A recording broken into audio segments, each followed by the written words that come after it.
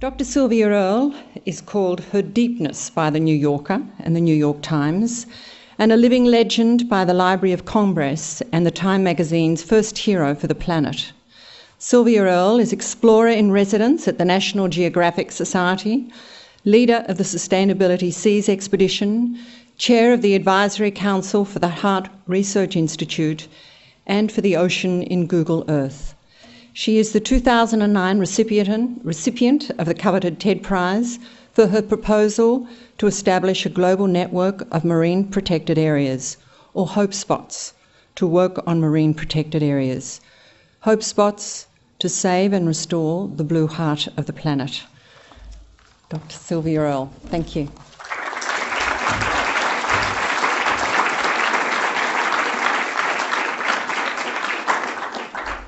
Well, this is such a pleasure for me to come back to Melbourne. When I first came to Australia in 1975, I came here. There was an ocean conference. I didn't stay long that first time, but it was long enough to have a conversation with a reporter who really rocked me back on my flippers with her question about why should we care about the ocean. She said, if the ocean dried up tomorrow, what difference would it make? And she went on, she said, I don't swim, I don't eat fish, I get seasick, people don't drink salt water. It has shaped my thinking ever since. I use that example so much because I had never thought about the ocean that way before. Like, what if it dried up? Well, imagine, let's see.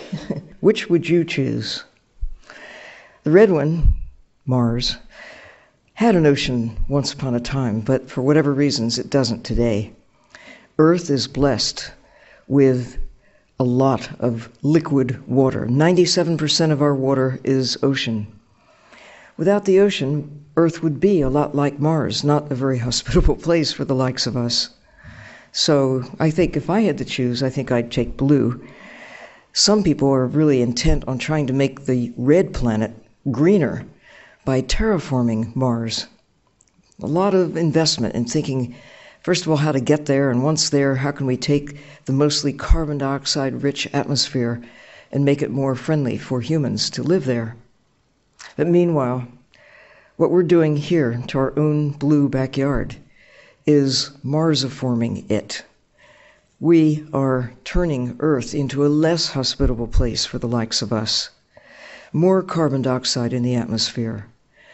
We're diminishing that fabric of life that is so critical to our lives.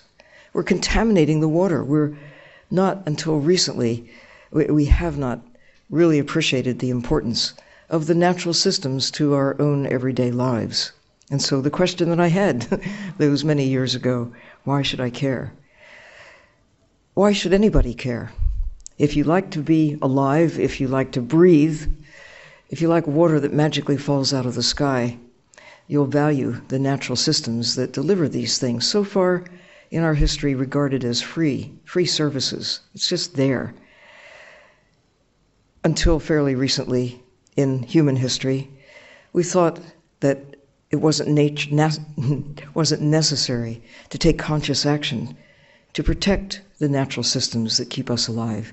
It's really only starting in about the beginning of the 20th century that in the United States, some say it was the best idea America ever had to establish big parks, protected areas that would remain and hold steady at least some aspects of what the world was like before humans began to occupy so much of it. Now, on the edge of the 21st century, we're beginning to understand that we have to do similar things for the ocean if there are to be areas that maintain that fabric of life and deliver the services that heretofore we have thought of as free. In my lifetime, we've seen more change in the systems that keep us alive than during all preceding human history. At the same time, we've learned more about nature, if you will, about the nature of the world, about the deep geologic history. Certainly we've learned more about the ocean, about the existence of those giant backbones of of mountains down the Atlantic, Pacific, and Indian Oceans, that when Rachel Carson wrote her book, The Sea Around Us, in the 1950s, 1951 it was published, she not only didn't know about hydrothermal vents, about seafloor spreading, about the existence of those great mountain chains, did not know that life existed in the deepest part of the ocean because no samples had been taken from 7 miles down. No human eyes had visited or seen what was actually there. At that point, it seemed that while there were problems on the land, even Rachel Carson suggested that the ocean was too big to harm, too vast, too resilient. Hasn't taken long to have to rewrite those ideas with a new understanding that the ocean is vulnerable. The world is vulnerable to what we do, to what we put into the atmosphere, what we do to the forests, and certainly now what we're taking from the sea. The good news is, now we know. We can go splash around in the ocean. We can live under the sea. I've had the fun of doing this on 9 different occasions. The first time in 1970 in a project that Frank Talbot, who's famous Australian scientist and citizen, once the director of the Australian Museum, and now enjoying the benefits of having had a hand in establishing the Sydney Institute of Marine Science, still sailing in Sydney Harbour, still making a difference with respect to understanding and protecting the ocean that he first came to love, starting in South Africa, then moving to Australia, living underwater. And actually, my first experience with Frank Talbot was in an expedition to the Indian Ocean in 1964. And it was when the ocean was largely being explored by people, by men who went to sea. It was unusual for me to be allowed to go. In fact, I was the only woman with 70 men. And some people thought that was maybe a problem. And I thought, oh, not a problem. The Mombasa Daily Times reported it with a headline, "Sylvia sails away with 70 men." But she expects no problems. The only problem any of us had, really, certainly I had lots of help doing what I was trying to do, explore the ocean for the marine plants that are there, understand coral reefs in places that no one had ever dived before. Big problem, though, was how do you explore the ocean when the average depth is 2.5 miles? We had some of the first scuba tanks available for scientific exploration in 1964, and were able to see places in a pristine state. I've been back to some of those places since. It is a different world. I tell people sometimes, you might have suspected this, but I come from a different planet. And it's true, I do. The planet I came from, even as recently as 1964, was such a different place that places that I saw then are barely recognizable. They have changed so much.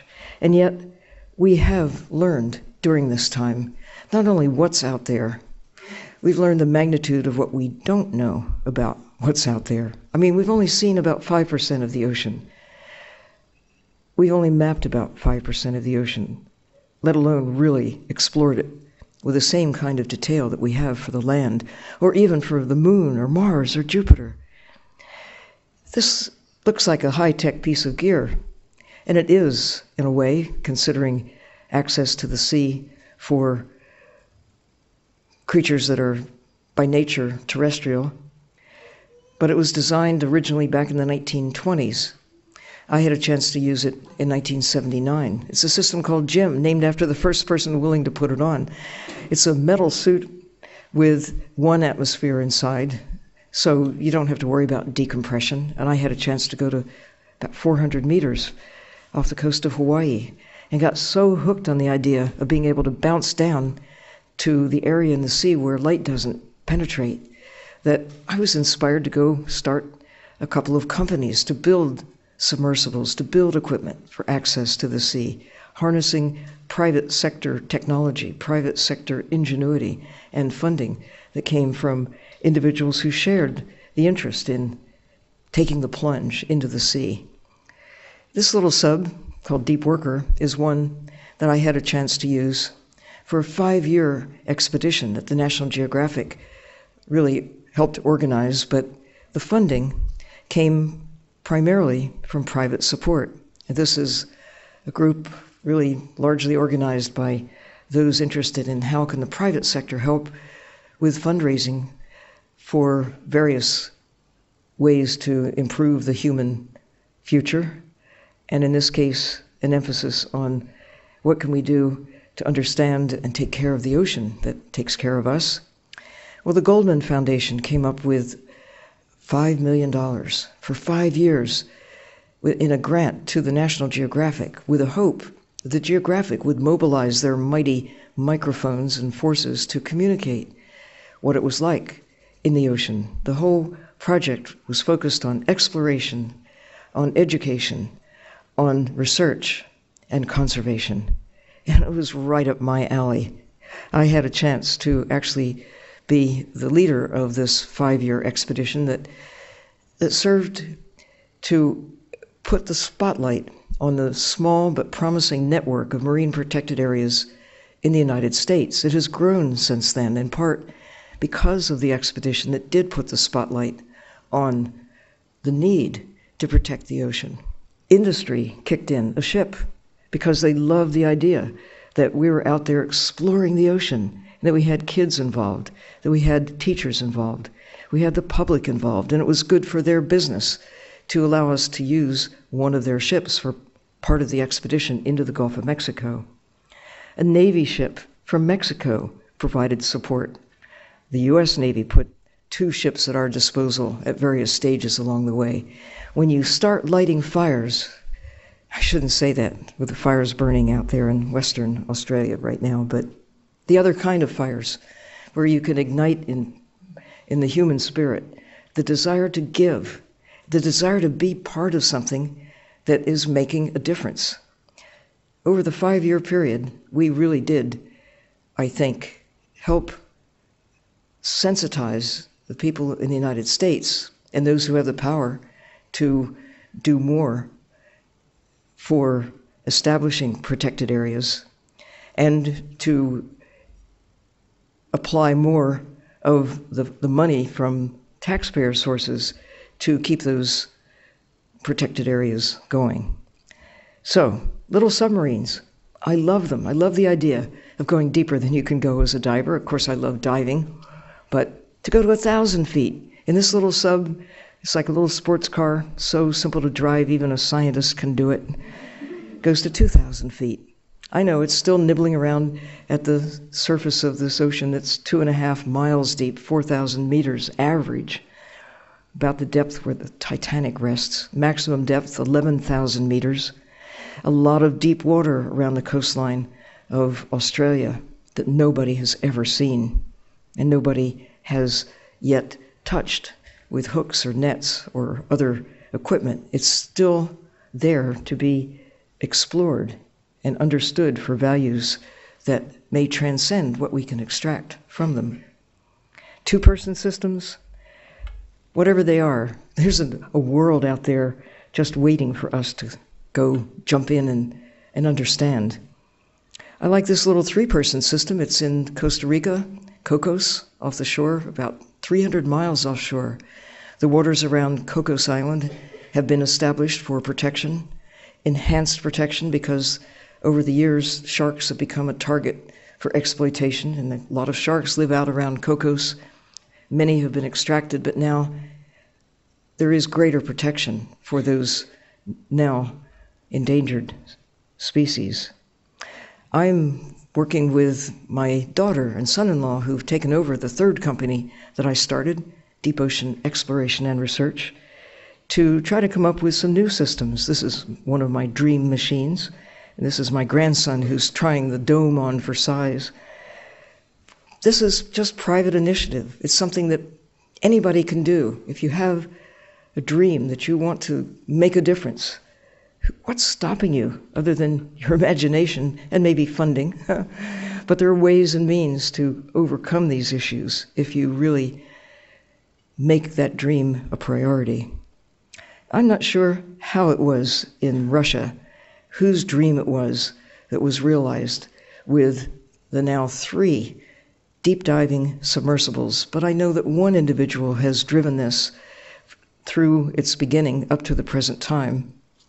This is a scientist, an engineer, Anatoly Sigalovich, who has helped spur the development of these 6,000-meter submarines.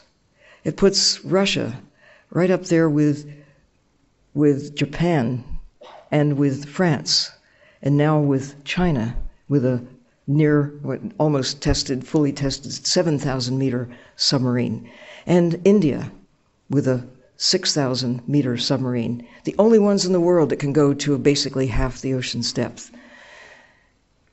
What are we thinking? That here we are at the beginning of the 20th century and we can't access a big chunk of the ocean below 6,000 meters, and there are only a handful of subs that can go that deep. Yes, there are some remotely operated systems, underwater robots, ROVs, and autonomous systems that you fly from the surface. It's not the same as being there, having your human brain, human experience on the spot. But at least it's a start to have a small fleet of subs that can go to places throughout Australia's exclusive economic zone and much of the deep sea. But beyond that, beyond 6,000 feet, there's a part of the planet that's as large as Australia, that 3% of the ocean that no submersible presently can access.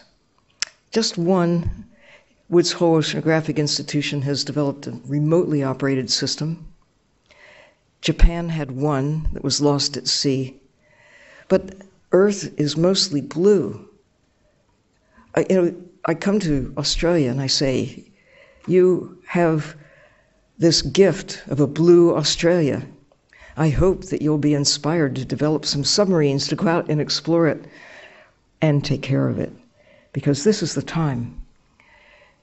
New systems are being developed to exploit the deep sea, whether it's for drilling or for taking fish deeper and deeper from places that we've never seen, never been to, but we can throw a net down 2,000 feet, 3,000 feet, take creatures such as the orange roughy from the deep.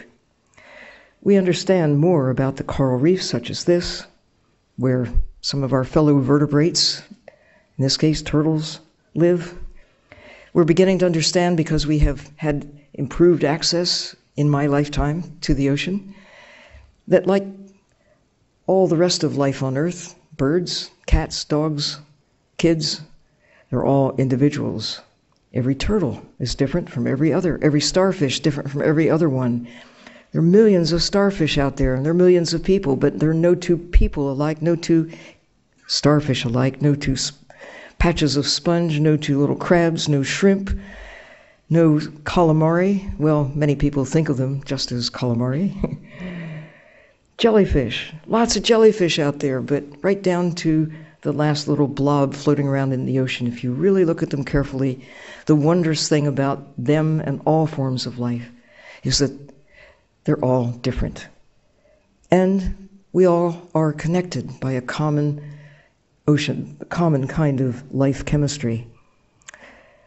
When I have a chance to glimpse creatures such as this, big whale sharks, in a single gulp, they can take in a cross-section of life not just in the sea, but on Earth, the larval stages of a dozen or more categories of animal life may be engulfed when a whale shark dines. It's only when I began to spend large amounts of time continuously submerged, living underwater, that I really began to understand that fish are different. And I mean, of course, they're different from us and from one another, but knowing that they have faces, that everyone is different, just as every cat and every dog. The freckles on the nose of parrotfish such as this are all arranged in a slightly different way. I'm not sure why that matters, except that it matters in this way. We generally think of what is out in the ocean not as individuals, the way we think of koalas or cats or anything else that we know on the land. We just think of them as commodities, pounds of meat, something to exploit. except when you get to know them. And divers have gotten to know them. Scientists have gotten to know them. People are now engaged in the wonderful art of fish watching. There's something known as the Great American Fish Watch, like going out to bird watch. Maybe someday there will be a life list of 25,000 different kinds of fish that if you're lucky you can get to see a big wedge of them in the course of your life. It supports a chunk of fairly important economic benefits to go out and watch birds. Amazing, the bird watchers of the world who've come up in the last century. Well, we're just beginning a new century. There may be some interest in getting acquainted with the many variations on the theme of fishes that are out there. And we may have a chance to go deep, to go visit creatures like orange roughy alive, rather than just seeing them floating in lemon slices and butter on her plate, or regarding them just as pieces of meat. Sharks, when I began diving some years ago, were regarded as a danger. Watch out for the man-eating sharks, I was told.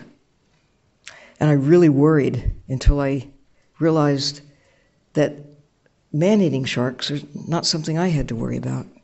I mean, I don't qualify. But now we have to worry about man and woman, too, eating sharks. We have the capacity, through our new technology, our new means, to get out in the ocean, to catch with long lines that may extend for 20, 30, 40, 50 miles, and markets that are global. Many sharks are sacrificed these days just to slice off their fins to support the luxury market for shark fin soup, depriving the ocean, depriving ourselves, depriving the future of an important component of our life support system. Good news is that kids are taking notice, maybe more so than some adults. This is Hong Kong in July of this past year, where 1,000 school kids got together and sort of pledged, along with Yao Ming, the giant basketball player who's taken the pledge, I will never eat shark fin soup. They mean it. They are concerned. I'm concerned about what we're doing to ocean wildlife. With tunas, yes, we know they taste good. A lot of birds taste good too, but we've decided not to continue eating them now that we know they have values that transcend pounds of meat. I've heard MIT engineers literally sigh with envy when they look at the images of bluefin tuna streaming across the ocean, because they don't know how to do that, to harness with the same kind of efficiency that bluefins do their ability to power their way through the ocean at 40 or 50 miles an hour. Yes, they're good to eat, but we're losing the chance to find out about other values that they may deliver to us or to the ocean, and therefore back to us. We did get it with whales. It took us some time. I visited Albany, the last whaling station in Australia, in 1978, and watched 6 young male sperm whales get transformed from whole animals into slivers, and then smoke coming out of the trypots where oil and flesh and bone were being the result of what had been swimming in the ocean not long before. We now have come, in a relatively short period of time, globally to think about whales differently, to think about the ocean differently, other values that are beginning to transcend just whales as pounds of meat or barrels of oil. That same idea that what is in the ocean is not just a commodity. These are living components, as birds and trees are to the land, and that if they are to persist on into the future, we have to take conscious, proactive measures to protect them. Yes, in some places in the world, dolphins, whales, fish of all sorts are primarily regarded as a source of commodities. But that is changing on our watch. And it's high time, because if we don't take action while there is time, we'll lose the chance. And it isn't just bad news for, the ocean. I keep coming back to the value of the ocean to us. It keeps us alive. When I say that I come from a different planet, the planet that I came from didn't look like this when satellites went up in the sky or spacecraft went up in the sky and looked back on Earth. Earth now looks as though it is illuminated across the whole planet in ways that what's new in all of human history, our consumption of energy, fossil fuels largely, that are driving a new world. It's a positive thing in so many respects that we have consumed fossil fuels. It's given us knowledge. It's taken us to the moon. You can't imagine going up in a spacecraft powered by whale oil, which is the primary source of power going back not so long ago. Or wood fire, another thing that powered our civilization not so long ago. Being able to harness fossil fuel has really developed us, to the human civilization, to this lofty new position that we have. Maybe the greatest gift that it has given us is knowledge, the ability to put ourselves in context in a way, to be able to look at ourselves in a way that we couldn't before we had the ability to communicate in ways that we can now communicate powered by fossil fuels. Now we can see that cheap energy that we have so embraced is maybe not so cheap after all, if you put the real cost, the full cost, on the balance sheet. This image, this graph, stunned the scientific community when the figures came in, showing the gradual and then the accelerating and then the catastrophic loss of summer ice in the Arctic. Measurements that really began here in 1980, and this graph ends in 2007. But 2010 was another big drop off this particular chart, and it continues to accelerate the loss of summer ice in the Arctic, the loss of ice in the waters around Antarctic, the continental mass of ice as well. We're seeing change happen before our very eyes that is unprecedented in all of human history. And now we know the cause. The change is inevitable on a slow basis, but the rate of change on our watch and by our hand, by our actions, is bad news for creatures in the Arctic, polar bears, but it's bad news for us as well, of course. In the Antarctic, around the world, what can be done to make a difference, to cope with the changes, to try to stabilize these catastrophic actions that we're seeing happen on our watch? The extraction of krill from Antarctica is destabilizing the systems that are fundamental to the nature of that great part of the world. We're seeing changes in coral reefs globally, with about half, as I say, either gone or in a state of serious decline, in part because of the effects of global warming that are driven by the burning of fossil fuels, generating carbon dioxide at a level that is unprecedented in all of human experience. So the good news is we've got fossil fuels. They've powered our civilization to new heights and new awareness. Bad news, there's a real cost that we haven't been accounting for until now, because we didn't know until now. But now we know, and that's the best news of all. Understanding that we are in trouble. The ocean is in trouble. The polar areas are changing at unprecedented rates. You can't solve a problem until you know you've got one. Well, we've got a problem. How do you cope with it? For me, and for many others who are considering what to do, first order of business is to protect the systems that work. Don't allow the degradation to continue any faster than we have the ability to control. We can take actions that can stabilize, slow down the problems that are now facing all of us. But if we wait, I look at just the facts and figures on fishing pressure. That's something we can control. We have the choices to make. Here's where fish were when I was a kid. Here's where they are today. How long before the last 10% of the sharks have gone? I mean, I can envision a time when one of my grandsons is as old as I am, when sharks will be really rare. They're already rare in places where they once were common. We have the capacity, literally, to exterminate entire categories of life, either wittingly or by default, by not taking actions that we have available to us now.